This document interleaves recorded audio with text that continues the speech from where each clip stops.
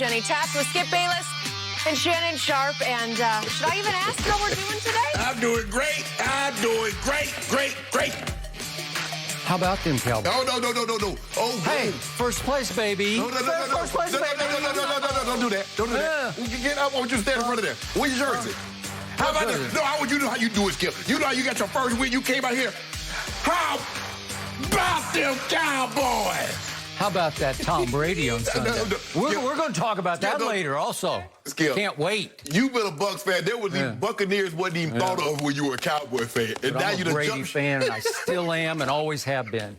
You ought to be ashamed of go. yourself, Skip. You left your team. Okay, it was nice to see the Tom Brady jersey yesterday, but unfortunately no Cowboys jersey this morning because the Cowboys' first game without Dak Prescott couldn't have gone much worse as Dallas got blown out 38-10 by Arizona last night. Ezekiel Elliott fumbled on back-to-back possessions in the first half that led to quick Cardinals touchdowns, and Andy Dalton threw 2 interceptions while he tried to keep the Cowboys afloat. Meanwhile, Dallas's defense struggled yet again, giving up 261 rushing yards, allowing Arizona to score touchdowns on 4 straight possessions that put the game out of reach midway through the third quarter. So, Shannon, what was the biggest reason the Cowboys got blown out last night?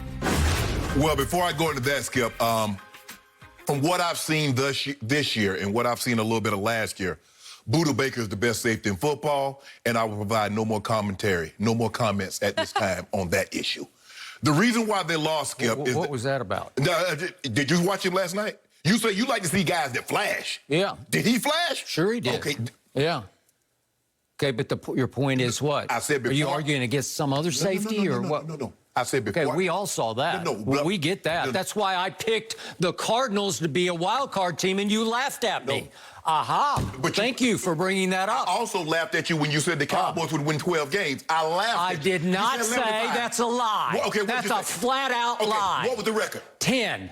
Okay, they're going to get 10. Yeah, well, I think they're going to win the East. No, you said 10 wins. Yeah. Okay, now what I was saying... Okay. Did you predict my quarterback would be gone for the year? I predict... No, okay, let me finish. Yeah. To make my point, the reason why the Cowboys lost this ball game last night is that their defense is historically bad through the first 6 games, and Zeke turned the football over. So when you turn the football over, Skip, and your defense is historically bad, you want to minimize how many snaps your defense is actually on the field. You don't want to put them out there and put them on short fields any more than you absolutely possibly can.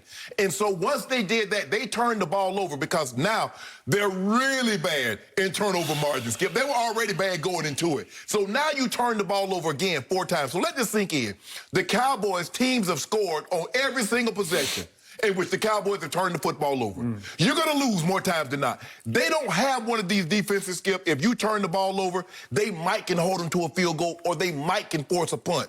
They got teams driving. Kyler Murray comes out first play, 80-yard, boom, throws it back. So that lets you know just they're giving up 36 points a game. And yesterday, Skip, I said, if you force me, I would say Andy Dalton is the best quarterback in the NFC East. That was an indictment on the quarterback play in that division. That wasn't an endorsement of Andy Dalton. Andy Dalton is who I thought he was. Under his watch, he played 13 games last year. They got the #1 overall pick. That Andy Dalton did that. For me, Skip, I believe it's going to get, there's something going on here. Now, I don't know if they're watching film. Maybe they have these Zoom things, Skip. But they act as if they didn't know Kyler Murray had escapability, that he could roam. What I'm seeing is that what they saw on film is that the Cowboys' defensive ends, they like to get nosy and play the run inside. And guess what? Kyler Murray... Yeah. You see how Kyler Murray kept getting the edges? I didn't notice getting nosy playing the run inside. I've been watching close. I ain't seen none of that. So explain to me how Kyler Murray kept getting around the edge. What did I tell you while he was in college? No, Skip, I told you when he was in college. Wait, you asked me a question. I'm going to answer your question. Okay. I told you in college, quickest feet I've seen since Barry Sanders, and you laughed at me. And what did you see last night, Mr. Sharp, Hall of Famer? What did you see on display? They're the most electric feet I've seen since Barry Sanders. Okay, all that being said, yes. If you know he has electric feet, how in the hell do the Cowboys keep letting him get the edge? Answer me that, Mr. 40-year vet in the in the media? Jalen Smith spied him every freaking play. Every play. Jalen Smith, who ran 4.5 coming out. And Kyler is so quick that even with the spy, he was beating the spy to the flank every time. Every time. If you know that, thank you. If you know Jalen Thank you Smith, for bringing that up. If you know Appreciate Jalen that. Smith is spying, the ends have to come upfield so Jalen Smith can meet him. If you let him get the edge, Skip, even from that position, as fast as Kyler Murray is, Jalen Smith is not going to be able to catch him. If you let him get the edge, you have to keep him contained. That's what you do. You box him in. You don't let him get the edge. All that being said is that Zeke turned the football over, and he's going to have it's in his head now, because we've seen this over the last 3 games, Skip, and that was a problem that Zeke really never had before, is turning the football over. But when your defense is as bad as the Cowboys and your offense puts them in harm's way, you get this on a Monday night. But I'm not surprised by this, because now, at some point in time, we blame Chris Richard. We blame Jason Garrett. Who was the defensive coordinator before? Rod Marinelli. We blame Rod Marinelli. Now they got a new defensive coordinator. They got a new head coach. And a lot of those same players that we placed the blame on Chris Richard, on Rod Marinelli, and Jason Garrett are still there, and they're worse. So I need to know, is it still coaching, or is it those players? I'm glad you brought up the new head coach.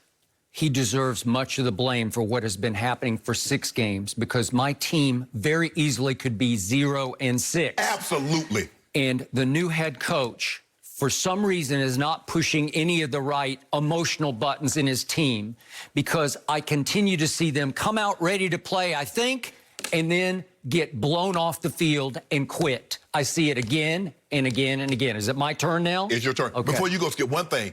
Just imagine if Kyler Murray had played really well throwing the football. He completed 9 passes, Skip. Just imagine if he was Kyler Murray, the Kyler Murray that you believed that he was going to be coming out of college. Might have been 50-10. You were right. He got off to a shaky start. His coach thought he was a little too pumped for a home game, back home in his home area. He's from Allen, which is just north of Dallas, a suburb, basically. I am so tired of watching both the 2019 and the 2020 Cowboys, because the nightmare just keeps repeating over and over and over again. And now I had to endure a Monday nightmare. Massacre.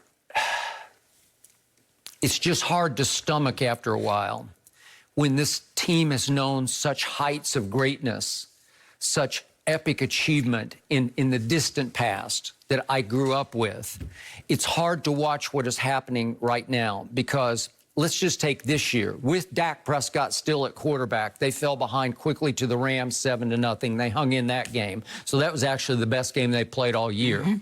Dak threw a beautiful deep ball to Gallup at the end. He got called for a push-off, which I thought was completely bogus. But they lost, as usual. And then here we went. The Falcons come to Jerry World. The Cowboys were down 20-0 after the first quarter, and 29-10 at halftime. Yes. And they miraculously stole a victory, and I still don't know how they did